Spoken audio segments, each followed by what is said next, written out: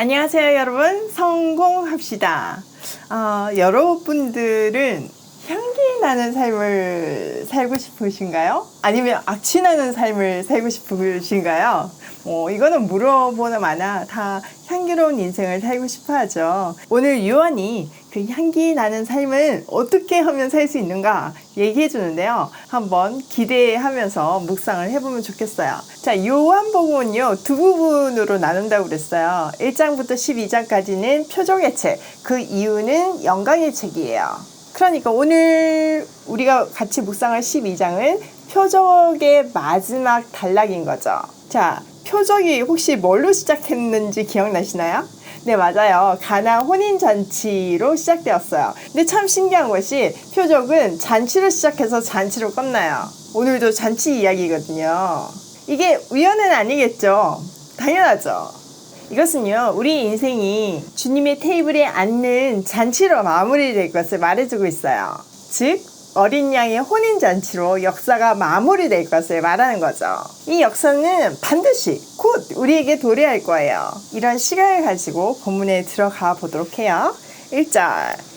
6월절 엿새 전에 예수께서 베다니에 이르시니 이곳은 예수께서 죽은 자 가운데서 살리신 나사로가 있는 곳이라. 자, 때는 6월절 엿새 전이었어요. 6월절은 유대인들에게 가장 큰 명절이었죠. 이날은 어린 양의 죽음으로 구원을 받은 날이고, 이 어린 양은 주님을 예표한다고 말했어요. 이스라엘 백성들이 애굽에 종살이에 있었잖아요. 근데 이 어린 양의 죽음으로 약속의 땅 가나안으로 들어간 것처럼 어린 양의 본체이신 예수님의 십자가 사건을 통해서 희망의 여정이 펼쳐질 것을 알 수 있어요.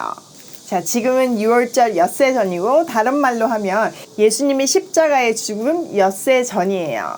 예수님은요, 가난하고 병든 사람들이 많은 베다니로 가셨어요. 이곳은 나사로의 가정이 있는 곳이에요. 자, 2절. 거기서 예수를 위하여 잔치를 열세 마르다는 일을 하고 나사로는 예수와 함께 앉은 자 중에 있더라. 예수님을 위해서 잔치가 벌어지고 있었어요. 마르다는 시중을 들고 있었고요. 나사로는 예수님과 함께 식탁에 앉아서 음식을 먹고 있었어요. 이 이야기는 누가복음에도 나와 있죠. 근데 거기서는 마르다가 지금 잔치 준비를 엄청 바쁜데 동생 마리아가 일은 안 도와주고 예수님 옆에서 말씀만 듣는다고 막 꼬지르는 장면이 있잖아요. 그래서 마르다파가 옳다, 마리아파가 옳다 막 이러면서 논란이 벌어지는 장면이기도 해요. 게다가 예수님께서 마리아가 더 좋은 쪽을 택했다 말씀하심으로 이 논란에 불이 더 붙죠. 근데 이거는요, 그렇게 이분법적으로 볼 문제가 아니에요. 이거는요, 우선순위의 문제가 아니거든요. 우리 안에 신앙의 두 영역을 말하고 있어요. 또 예수님의 말은 십자가의 때라는 특별한 상황 하에서 주신 말씀이라는 것을 기억해야 해요. 자, 오늘 본문의 마르다는 시중을 들고 있어요. 근데 이 시중은 예수님을 위해서 벌어진 잔치를 위한 시중이었어요. 즉 마르다의 섬김과 수고는 예수님을 향한 것이라는 것을 알 수 있죠. 또 중요한 인물은요, 나사로예요. 나사로는 이미 죽어서 4일이나 돼서 냄새가 나던 시체였잖아요. 사망의 냄새가 진동하던 그에게 나오라고 명령하실 때 그는 죽음에서 걸어서 나왔어요. 마지막 표적인 부활의 주인공이 된 거죠. 지금 그 부활의 주인공인 나사로는요, 예수님의 상에서 함께 먹고 있어요. 이것은 그냥 식사 자리가 아닌 잔치 자리였죠. 이 잔치는 종말의 어린 양의 혼인 잔치를 예표하는 거예요. 사망이 왕노릇하던 그의 인생에서 사망을 깨트리시고 함께 잔치 자리에 앉히신 놀라운 구원의 그림이에요. 우리도 마찬가지예요. 죽음의 그림자가 짙게 드리워진 어두운 세상 가운데 살고 있던 우리 인생 가운데 찾아오셔서 생명의 잔치에 초대해 주셨어요. 그래서 우리는 아직도 여전히 어두운 세상 속에 살고 있지만 사망의 통치 아래서가 아닌 생명의 통치 아래서 그의 생명을 누리며 그의 생명을 전하는 인생을 살게 된 거예요. 어두운 세상에 빛으로 파송받은 존재들이죠. 물론 우리가 주님의 자녀이긴 하지만 어두운 세상 속에 사는 것은 만만치가 않아요. 상처받고 좌절되고 또 열심히 일해도 그 노동의 대가를 받지 못할 때가 너무나 많아요. 왜냐면요, 세상은요 타락했기 때문에 빛의 자녀들이 살기에 적합하지 않기 때문이죠. 그렇지만 히브리서 기자가 말한 것처럼 우리는 세상이 감당할 수 없는 존재들임을 기억해야 해요. 우리는 믿음으로 증거는 받았지만요, 그 약속된 것을 다 받지는 못했어요. 아마 우리 인생 속에서 다 받지 못할 수도 있어요. 그러나 그 약속된 것들을 바라며 믿음으로 인내하며 살아야 해요. 그 약속된 것들은 반드시 주실 것이라고 나사로의 부활을 통해서 확인시켜 주시잖아요. 자, 3절. 마리아는 지극히 비싼 향유, 그 순전한 나드 한 군을 가져다가 예수의 발에 붓고 자기의 머리털로 그의 발을 닦으니 향유 냄새가 집에 가득하더라. 나드 향유 한 근의 값어치는요, 가롯 유다가 나중에 5절에서 얘기해 주는데 300데나리온의 가치였어요. 당시 노동자들의 1일 임금이 1데나리온이었대요. 그러니까 거의 1년치 노동자 연봉이라고 볼 수 있는 거죠. 엄청나게 값비싼 그런 향유였음을 알 수 있어요. 이 향유는 장례식 때 사용되었기 때문에 그것을 위해서 준비되기도 했었고요. 또 혼수품으로 평생을 모으기도 했어요. 마리아는요, 이 귀한 향유를 예수님 발에 붓고 자기의 머리틀로 그 발을 닦았어요. 당시 발을 닦는 존재들은 종이었거든요. 그리고 머리카락은요, 그 당시 여인들에게 가장 소중한 부위였어요. 그러니까 이 마리아의 행동을 스스로 저는 주님의 종입니다를 고백하면서 자기에게 가장 귀한 것을 주님께 온전히 드리는 귀하고 아름다운 장면이었어요. 이 마리아의 고백은 집안에 향유 냄새가 가득 차게 만들었어요. 이 장면을 한번 상상해 보세요. 불과 며칠 전만 해도 죽음의 냄새가 가득했고 슬픔이 가득 찬 공간이었는데 주님으로 말미암아 집안 전체에 귀하디 귀한 향기로운 향유 냄새로 가득 찼어요. 우리 인생에 주님이 찾아오실 때 내 안에 향기가 가득 차고 우리 집 안에 향기가 가득 차고 우리가 가는 곳마다 향기가 가득 차게 되어요. 아직 아니라고요? 네, 그럴 수 있어요. 근데 그것이 목표점이란 것을 알고 조금씩 몸을 쳐서 노력하다 보면요, 결국은 그런 향기 나는 인생을 살 수 있어요. 자, 4절. 제자 중 하나로서 예수를 잡아줄 가룟 유다가 말하되 이 향유를 어찌하여 300데나리온에 팔아 가난한 자들에게 주지 아니하였느냐 하니, 이렇게 말함은 가난한 자를 생각함이 아니요 그는 도둑이라 돈깨를 맞고 거기 넣은 것을 훔쳐가미러라. 같은 공간에서 같은 향기를 맡으며 같은 감동스러운 장면을 목격했는데 다른 생각을 하는 사람도 있었어요. 예수님을 넘겨줄 가롯 유다는 이 비싼 향유를 팔아서 가난한 사람들을 도와줘야지 왜 낭비를 하냐고 말했어요. 6월절 즈음에 가난한 사람들을 돕는 것이 율법이기도 했고요. 가난한 이웃을 생각하는 착한 마음과 검소함을 강조하는 것처럼 보였지만 실제로는 흑심 때문에 이 말을 한 거예요. 그는 돈자루를 맡은 회계였지만 맨날 거기서 훔쳤거든요. 그러니까 도둑이니까 이 돈이 아까웠던 거죠. 우리는요, 마리아처럼 이런 거룩한 낭비를 할 줄을 알아야 해요. 세상의 잣대로는 말도 안 되는 거룩한 낭비를 통해서 세상에 향내가 온 사방으로 퍼지거든요.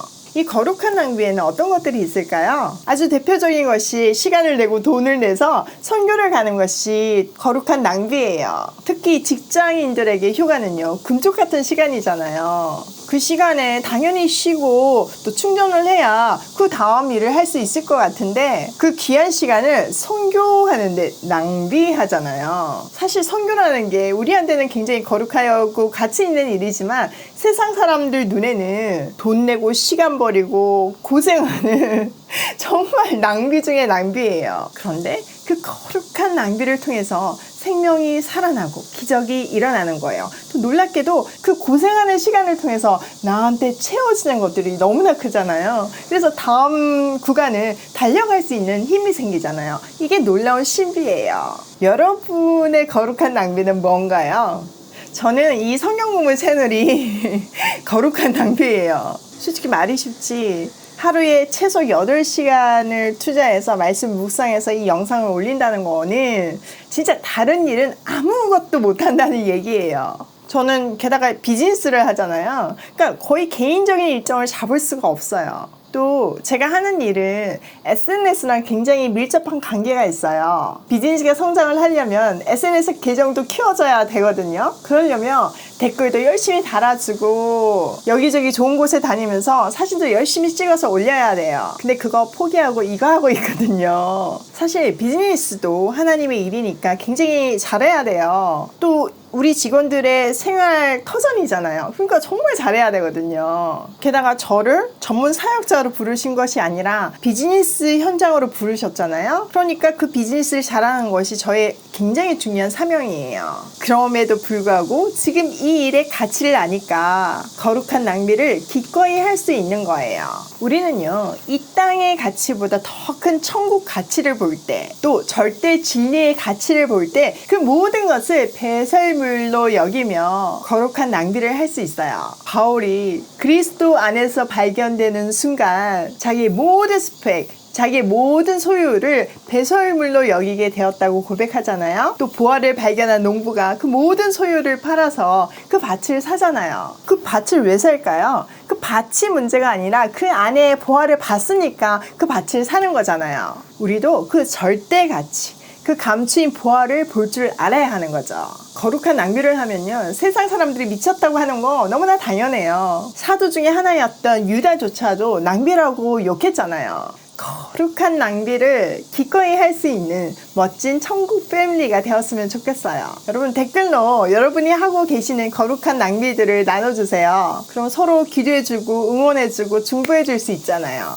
저도요, 미쳤다는 소리 진짜 많이 들었어요. 뭐 지금은 조금 덜하지만 한참 어려울 때는 이해가 안 되는 일인 거죠. 왜 그렇게 사서 고생을 하는지 알 수가 없는 거죠. 그래도 그 시간이 지나니까 제가 보았던 가치들이 실제로 드러나고 그 드러난 가치를 보고 하나님을 찬양하는 모습을 보면서 참 감동스러워요. 여러분, 남들이 욕한다고 뭐라고 할 게 아니에요. 그 가치를 본 사람은 욕을 들을 수밖에 없고요, 외로울 수밖에 없고요, 또 인내하면서 갈 수밖에 없어요. 그런데 그것을 본 것 자체가, 그것을 묵묵히 하고 있는 것 자체가 축복입니다. 뭔가 이루어져서 축복이 아니고요, 그 여정 자체가 우리에게는 말할 수 없는 축복이고 감사해요. 제가 한참 어려울 때도 고생한 티가 하나도 안 나가지고 사람들이 오해를 많이 했어요. 항상 밝은 거예요. 왜냐하면 내 마음은 너무나 부요하고 늘 진리가 주는 기쁨으로 충만했거든요.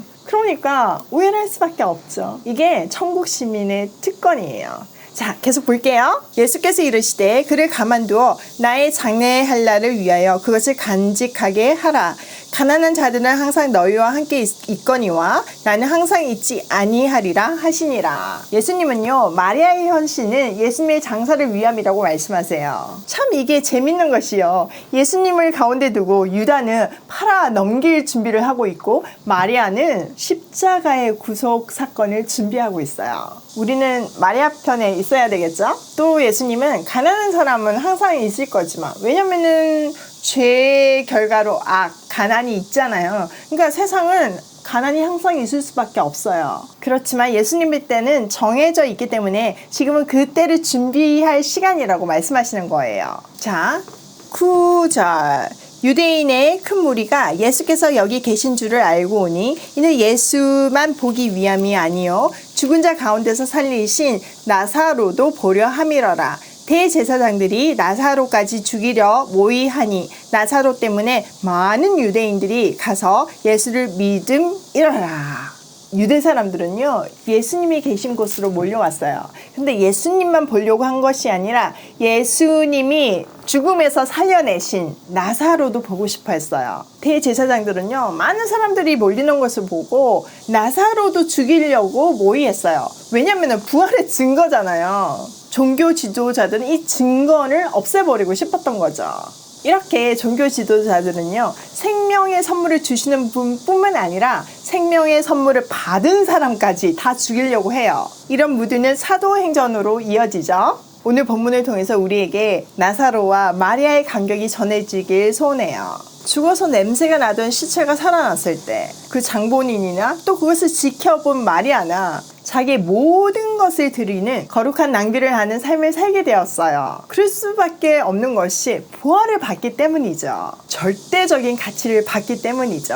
그 거룩한 낭비를 통해서 그들이 가는 곳마다 향내가 그득 채워졌을 거예요. 이거는요, 우리의 이야기여야 해요. 옛날에 전설처럼 내려오는 2000년 전의 이야기가 아니라 지금 이 순간 내 삶에서 일어나는 이야기여야 해요. 여러분, 향내 나는 삶은요, 거룩한 낭비에서 시작되는 것을 기억하세요. 오늘도 절대 가치를 보고 거룩한 낭비를 하는 발걸음으로 고고싱해요.